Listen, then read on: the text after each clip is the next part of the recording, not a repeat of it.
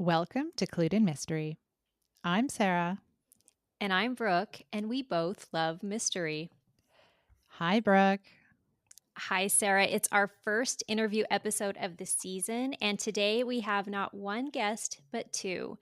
Midge Raymond and John Yunker are joining us today to talk about co writing their brand new mystery thriller, Devil's Island. Would you like to introduce Midge, and then I'll introduce John? Wonderful. Midge Raymond is the author of My Last Continent, the short story collection Forgetting English, and with co author John Yunker, the mystery novel Devil's Island. Midge has taught at Boston University, Boston's Grub Street Writers, Seattle's Hugo House, and San Diego Writers Inc. She lives in the Pacific Northwest, where she is co founder of the boutique publisher Ashland Creek Press. John Yunker writes short stories, plays, and novels focused on the complex and often conflicted relationships between humans and animals. He's author of the novels The Tourist Trail and Where Oceans Hide Their Dead. He's co founder with Midge Raymond of Ashland Creek Press, a publisher devoted to environmental and animal literature. Welcome to you both. We're really excited to talk about this topic with you today. Thank you so much. We're excited to Yes, talk with you as well. thank you for having us. Absolutely. So, what made you decide to co author a mystery thriller together? Well, John and I got the idea for Devil's Island when we were traveling in Tasmania, actually, and it was such an inspiring place. What happened was ended up on a journey which was very similar to the one the characters embark on in the novel. It was a 4-day hiking and camping trip on a tiny island off the coast of the island state, Tasmania, off the island of Australia. So it was a very remote place, and the inspiration was partly that idea of being so isolated and what would happen if our travel companions weren't actually as wonderful as they were, because they were all great and our guides were wonderful. But it was also inspired by the Tasmanian devils, because the fictional island, Marbury Island, is actually based on a real place called Maria Island. And this is a place where the endangered Tasmanian devils are being resettled in a place where they have no disease, because on mainland Tasmania, they're all suffering from a facial tumor disease, which is contagious. So up to 90% of their population has been decimated in the mainland. So Marbury Island is a place where they can be brought and relocated. And so they bring healthy devils to Maria Island, and they're thriving there and becoming and being grown up. They grow up healthy, and they're doing really well. So we thought that was really inspiring. And the devils, we never saw them, but we could hear them at night. That's fascinating. And I love that you, as a couple of authors, your minds immediately started going to, what if this trip turned bad? I think that that's like such a natural thing for authors to start doing, or to, extrapolating a story out of it. That's so absolutely true. It's just funny because, every once in a while we'll be driving, and there's something on the side of the freeway, and John will be like, "Oh, someone lost something off their truck." And I said, "Well, I wonder if there are body parts in it or something." For me, it always goes somewhere kind of dark. I think it kind of scares John a little bit. A little bit. We have a running joke about that at my house too. My husband is not an author, and so he gets a little worried when I'm always assuming the rolled up piece of carpet, has a dead body in it. I know there's nothing wrong with us, Brooke. Not at all. Not at all. So, there are many different ways for co authors to work together on a story. Can you share a little bit about your process? Sure. It is, you could say we've been collaborators informally for many years. We're both writers. We edit each other's work. We've, I think, learned over the years where our strengths and weaknesses are. And with this book, we both wrote the entire book, but we did it in chapters. So I would start the chapter, and then I'd hand it to Midge, and then she would do her magic and hand it back. And it's very much like a tennis match, just back and forth and back and forth. We had a loose outline, uh, we, much like the travelers in the novel, we knew where we wanted to end up, but we, quite honestly, we only knew about, halfway. We had it plotted roughly halfway. We didn't quite know how it would end, which made it exciting, which often led to some lively discussions, I'd say, when we hit little roadblocks along the way. But generally, it worked really well. And I have to say, individually, we take a lot longer to write a book than we do so collectively, because I think we kind of push each other along, and we also uh, take over the areas that, like, I love staring at a blank page. I have no problem with that. Midge hates that, whereas I hate revision with a passion of a thousand suns. I'm not good at it, and I can really get bogged down in revision. Where Midge is just, she's amazing at it. So I think combined, it worked really well. It sounds like you guys really complement each other. So, I mean, you guys are business partners, you guys are married, you're writing together. How does that work in terms of your relationship? Brooke and I have spoken about other co authors, um, and I'm just curious about that tension, or if there's any tension. No, it's a good question. I mean, I would say, this came up the other day. Someone asked that, and what I neglected to say is, if I think we're older. No, we are older, objectively older, but early in the relationship, I don't know if I would have worked as well. Certainly for me, I had much more ego, uh, and I was much more sensitive to criticism than I am now. I think we've just learned to work well with each other. I think where we share the vision for the book and we know we're both on the same page, it works really well. But occasionally we have moments where we see a character differently, and we have to hash that out. But yeah, I'd say time has helped. Definitely. I don't think we could have done this in our 20s, but I think we're at a good spot now where we could. At least I couldn't have done it in my 20s. I was much more bullheaded and just defensive. Collaboration can be challenging, and I think we've hit a good spot now where it works really well. Midge might disagree, of course. No, I think you're right. I think the wisdom of old age helps a lot. And I do remember we met in graduate school, John and I, and John had a professor back then who he was working on with his scripts, his screenplays. And his professor had said, never show your work to your spouse. And it had broken up his own first marriage. And so John was reluctant to show me his work back then. And I remember eventually he realized I could be of some help. And so he started doing that and realized I could be of some help. And I always thought he was of some help. I'm one of these people, as John was saying, I like revision. I like being edited. I like getting that input.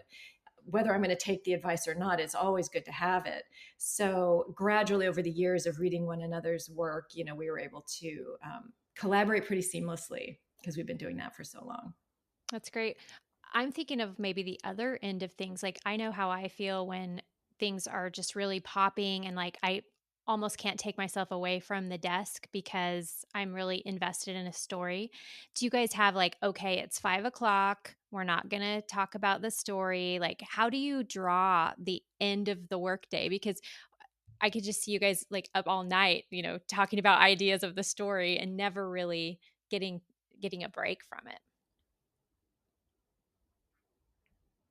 I think that's true. We don't really have 9 to 5 days, but that's the fun of it for us. We do try to make it fun. While we've been promoting Devil's Island, we've had to have a lot of meetings, to sit down and hash out, what we're going to do, where we're going to go, how we get the word out. So we go to happy hours. We take ourselves out for a drink and talk about these things and make it fun. But we also, yeah, it's kind of a constant conversation, but we love that. And it's the same with Ashland Creek Press. There's always something going on, and it's a 7 day a week sort of thing. But since we enjoy it, it doesn't feel like work. That's great.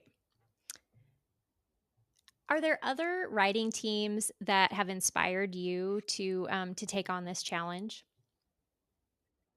I recently wrote a piece that appears on Jane Friedman's blog at janefriedman.com, and it was about co-writing because I was after John and I had done it, I was eager to see, how other people do it and talk to a couple of writers. And one writing team in particular that inspires us is a couple that we know in Australia. Graeme Simsion, who is best known for the Rosie books, the Rosie Project being his first best-selling novel, and his partner, Anne Buist, who writes her own books, but they teamed up together and wrote a book called Two Steps Forward about a couple who met on the Camino in Europe and traveled together. And then they wrote a sequel to that. And now they're working on another series. The first book was called The Glass House. And they similarly, when I talked to them for the novel, I realized similarly they have the same sort of idea. Like it actually sort of enhances their relationship because they have this thing in common that they're passionate about. They talk about it over wine time. So they were a big inspiration, just seeing how they do it well and do it together and really kind of thrive as a writing couple. And in the article, I interviewed another couple, a married couple, two women who write mysteries together. And I thought that was really fun.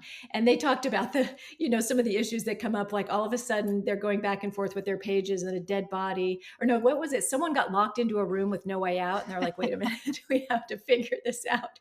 And I could totally relate to that as well. You also write independently. How did that work influence this project? That's a good question.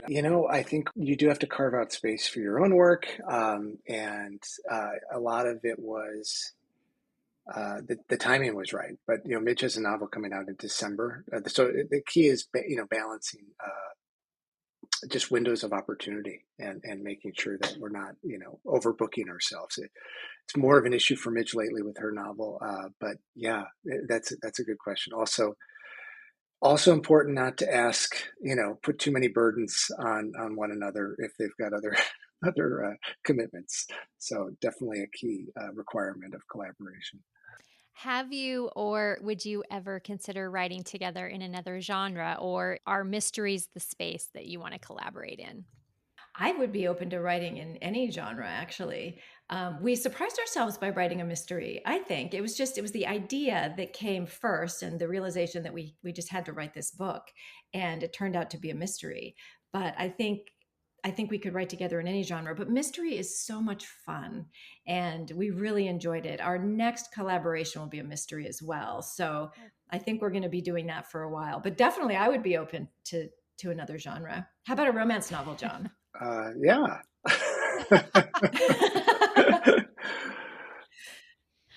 No, I'm open to any genre as well. And so you mentioned working on another. Are you currently working on another mystery? And is it? Are we going to see some of the same characters that we saw in Devil's Island? The other mystery, and actually we've completed it. It's different characters, different story. It's set in Southern California, tentatively called Fire Season. But as for Devil's Island, we did leave the door open for a sequel, which we haven't yet tackled because we've got other ideas, and we actually are working on yet another novel set in the north of here. We're in Oregon, so it's up in the islands off the coast of Washington. So yeah, I think we have more ideas than time. I think that's the issue for us right now. Oh, we know how that goes, don't we, Sarah? Mm-hmm. So you mentioned that you went on a trip very similarly to the characters in Devil's Island, which is a fantastic book, by the way. It was one of those that I stayed up way too late reading as I was working my way through it. And also, you said that your travel mates were lovely, but where did you get your ideas for the characters? What inspiration did you have to create those characters that then had a lot of conflict and a lot of secrets? Wow. Yeah, where did the characters come from? Some of them they weren't really based on the people we were there with, but a few of them were based on people we've met along the way on other trips, on other journeys.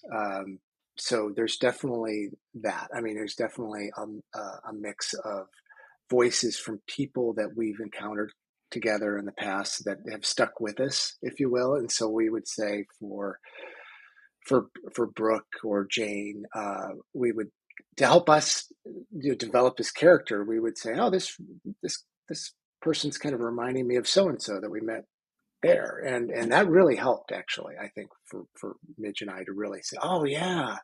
And sometimes we'd lift dialogue or rework dialogue, but it helped us channel the voice and develop the voice and into this living, breathing fictional character that could live and stand and walk on their own, and actually surprise us, because a few of these characters did surprise us as we were working our way through this figurative journey in the book.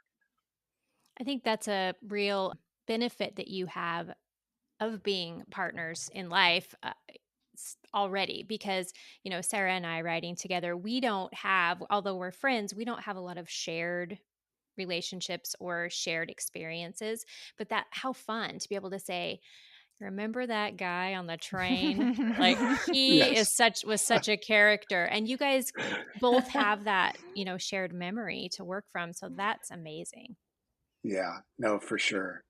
Yeah, we are very lucky that way. And I might also just add that travel has a way of bringing out people's best and worst behaviors depending on the person. So you really do see, some people are just trying to, put up a good front and just be accommodating and be lovely, and other people you just see who they are in a heartbeat, because, and then especially when you have something that like Devil's Island, in which things go badly wrong pretty much from the beginning, the bad behavior kind of starts to come out for pretty much everyone. So that was kind of fun to play with too.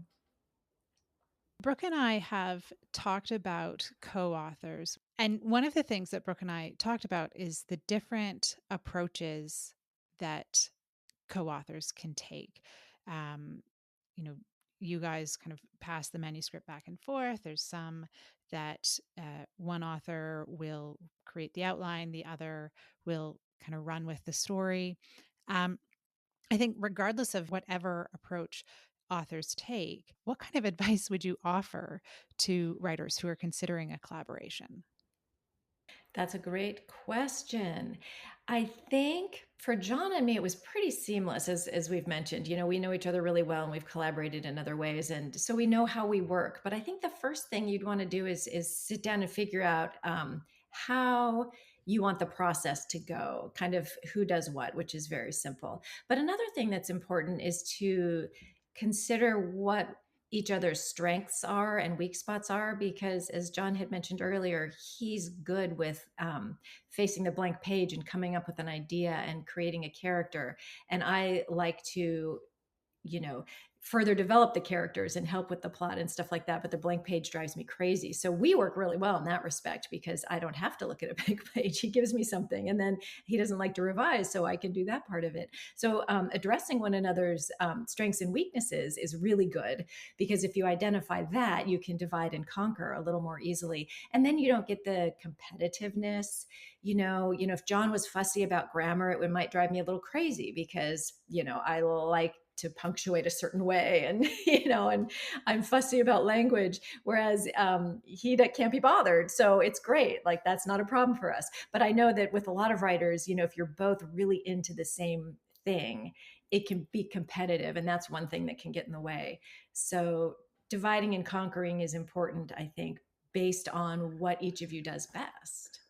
And I would add that, if you're new to it, maybe you don't try to tackle a novel, try a short story. See if it works. It's a nice trial run, so to speak, so you can not set the bar so high. Do a mystery short story together and see how it works. See how what you learned during the process, and then you can see a story to completion, and see how it feels, and if it works well, just then tackle the novel, because novels are tough. I don't care how many people are involved in writing one. I just feel they're big projects. Obviously, you never know if you're going to finish it, or if you do finish it, if it's going to be something you respect. So sometimes starting small, and it could be very well be a treatment for the novel. You have a few characters in mind. Let's play with them, and play with a core scene in the novel, and see how it works. Yeah, I love both of those pieces of advice. Very valuable. Can you tell us how your collaboration's going so far? Yes, we have officially finished our first draft. Yeah, our subscribers are we've done the very Fantastic. scary process of serializing our first draft and giving it out to our subscribers so that they can follow along. And yeah, but we have reached the end of draft one, and now it's time to revise and find all the places that need to be patched together and make the storyline work and enhance characters, all the things that happen on that revision. Congratulations. What would your advice be for co-authors? Because you're coming from a different perspective. John and I see each other 24/7. I think that makes it harder in some ways, but a lot easier in other ways. But what about people who, yeah, are in different locales who are working together? Oh, this is a good question. I don't think I've given it much thought. I mean, I think, Brooke and I started out by just bouncing ideas off of each other and kind of landed on where we thought we wanted to start. And I think my advice to people would be just be open to seeing where the story goes, right? Because it's not just my story, it's our story. And I Mhm. can't possess it. And I didn't want, like, I never felt like I wanted to, right? It was really easy to say, like, oh, yeah, that's an excellent idea. We should totally do that. So I think just being really open to that. Yeah, I would agree. And also, living up to, as you said, your advice was to like decide who was going to do what, or what your schedule was going to be, and really living up to that. And I think the accountability is great, because if Sarah she has tended in on this project to write a lot in the evenings, and if I get up in the morning and I'm always excited to see what she's written, but then that's accountability for me, like, well, now it's time for me to do my part. And so I appreciate what you said, John. Like, we did write this. I know we drafted this book much faster than I draft one of my own. And I think it is that accountability, and your partner's keeping the ball rolling, and you keep that momentum up really, really well with a partner. I agree. That is definitely one of the best parts of it, is again having, getting excited to see what they've come up with, and also just knowing someone's waiting for the next chapter. And I love what you said as well, Sarah, about letting go of something. I think that's important too, because it's not just your baby, it's a shared project. And I think that I did have moments where I was just like, you know what, John knows what he's talking about. Let's just go with this, and not to be stubborn about anything.